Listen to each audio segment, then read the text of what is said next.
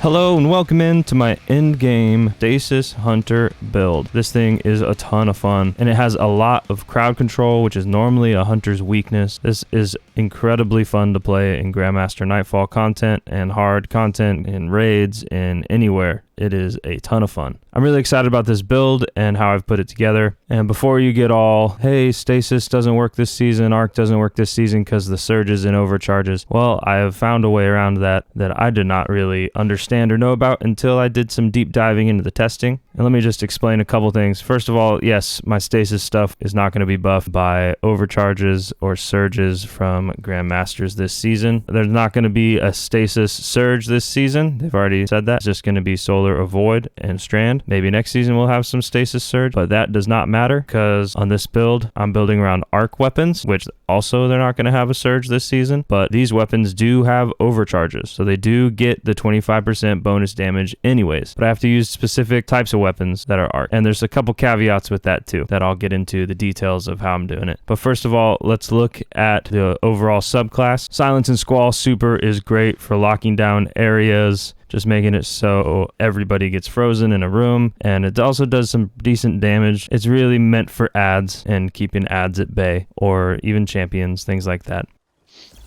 Gonna ult in the middle. Nice. I got a well. If you guys, do you want me to Might save not it? need it. Wow. Then Gambler's Dodge to get back the Withering Blade. I have a lot of ability regen wrapped into Withering Blade, so I want to get that back as fast as I can, get both charges back as fast as I can. I use this to get my class ability back super fast with 2 Focusing Strike. Because I have 2 of these Withering Blade, you get that double Focusing Strike. You get a ton of class energy back when you use 2 of them in a row. And then Duskfield Grenade. This is great for locking down champions or big ads or even little ads. This is not a Duskfield Grenade spamming build. I know there's those out there for Stasis Hunter and those are great, but I don't really love that playstyle. I'm more of a weapon focused player, so I like to buff my weapons as much as possible, so that's what this build is doing. And then so my aspects: Touch of Winter. Your Duskfield Grenade has enhanced functionality, increases slow field size, and creates a small stasis crystal on impact. And then Grim Harvest. Defeating slowed or frozen combatants creates stasis shards. These shards grant melee energy when picked up by you or your allies, and melee energy is important for getting your class energy back, and also freezing target. So then onto the fragments. We got Whisper of Fissures. Increase the damage and size of the burst of stasis when you destroy a stasis crystal or defeat frozen target. This does some extra damage to everything around it and slows stuff. Damaging targets with a stasis melee reloads your stowed weapons and grants you temporary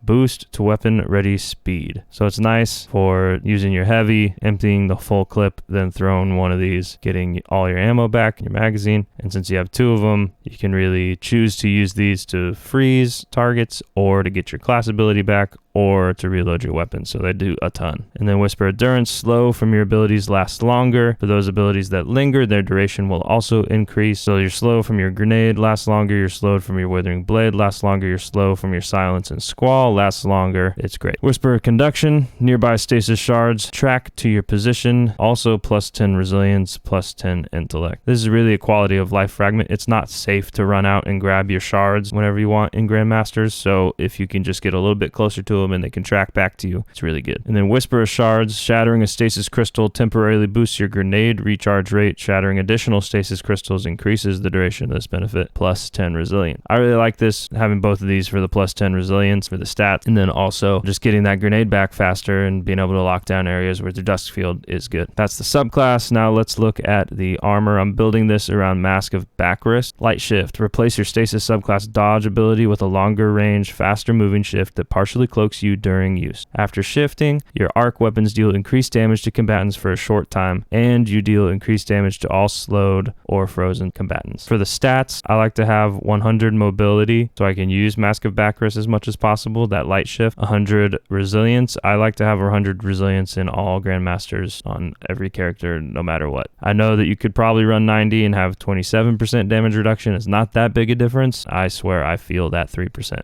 when I don't have 100 resilience. And then after that, focused on discipline and kind of focused on strength, but I get my melee back so fast that the strength doesn't really matter that much, but the higher you can get this, the better. And then mods, got an arc siphon mod, heavy ammo finder, and heavy ammo scout for my teammates, helping out my teammates. And then on my gauntlets, my arms, focusing strike, 2 of these, grant class ability energy when you cause damage with a melee attack. You have 2 of these, and you also have 2 melees. You get to use this more often, and you get more out of it. So that's why I'm using 2 of them instead of spreading it out with some like a grenade or something like that. Firepower, your grenade final blows create orbs of power. I know this has been broken and bugged and not really working all the time, but when it does work, it's great, and more stuff dies in that Duskfield grenade than you'd think, just from the damage over time or the final tick being from the grenade instead of one of your weapons, things like that. So then an orb will pop up where you threw your grenade. On the chest, on this build, I like to just run 3 resistance mods. Here I have Arc, Solar, and Void. If I know the GM has a specific threat and doesn't have much of another one of these types, I would switch it to, like, so say it's Arc threat and there's not much Void damage, then I would change this out for another Arc one and have double Arc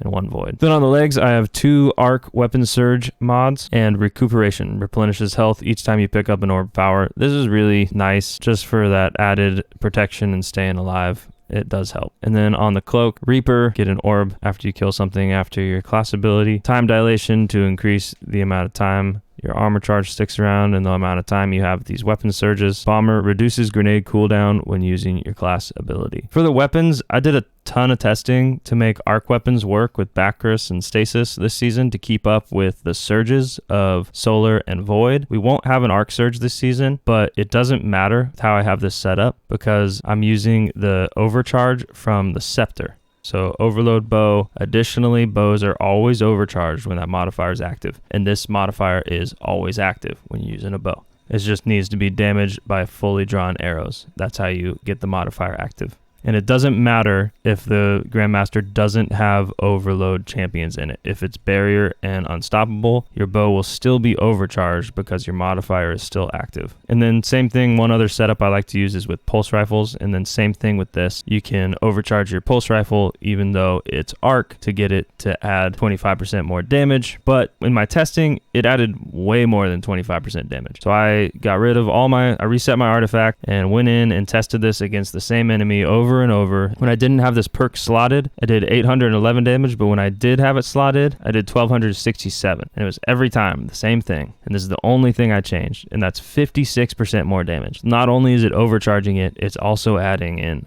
way more damage. And then all the other perks or all the other stuff from Bacchus, from Light Shift, from Surge mods stacked on top of that to add even more damage. So my pulse rifle went from 811 base damage all the way up to 1267. When I added the anti-barrier perk, it went to 1394. When I added Light Shift, it went to 1530. When I added frozen targets and Light Shift. And then on top of that, the weapon surges added 10% more for one, 17% more for the second. And all of that stacked on top of each other to make the pulse rifle setup that I was using do a ton more damage. And then it's the same thing for the bow, but the damage numbers were way different. Instead of adding 56% damage buff, I thought it might just add 25% and become overcharged, but it adds 33%. So there's 7% more damage coming from it, and I don't know where that's from either. So I'm trying to figure out where these damage numbers are coming from and where I'm getting this extra damage from. This only thing I'm changing is having this perk active or not. It's not adding 25% for being overcharged. It's adding 56 on pulse rifles and 33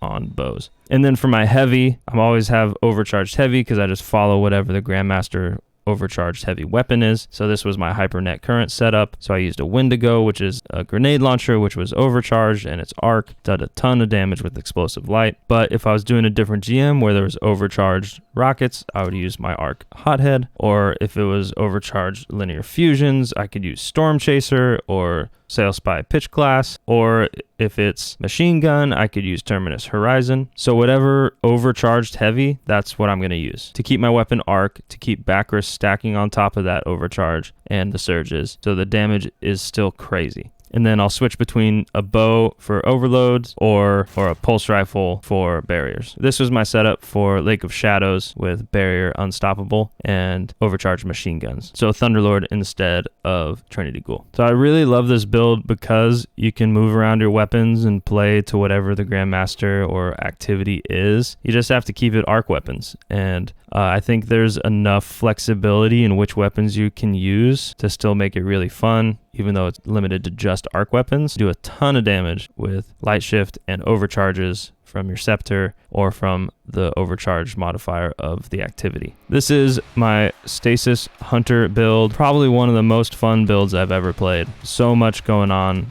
and so fun to use and freeze everything and get your abilities back fast, but also have ridiculous weapon damage all the time. Thank you so much for watching. Thank you for your support to my channel. I really appreciate it. I appreciate it if you could subscribe and like this video and maybe share it with your friends. Really appreciate your support. Peace.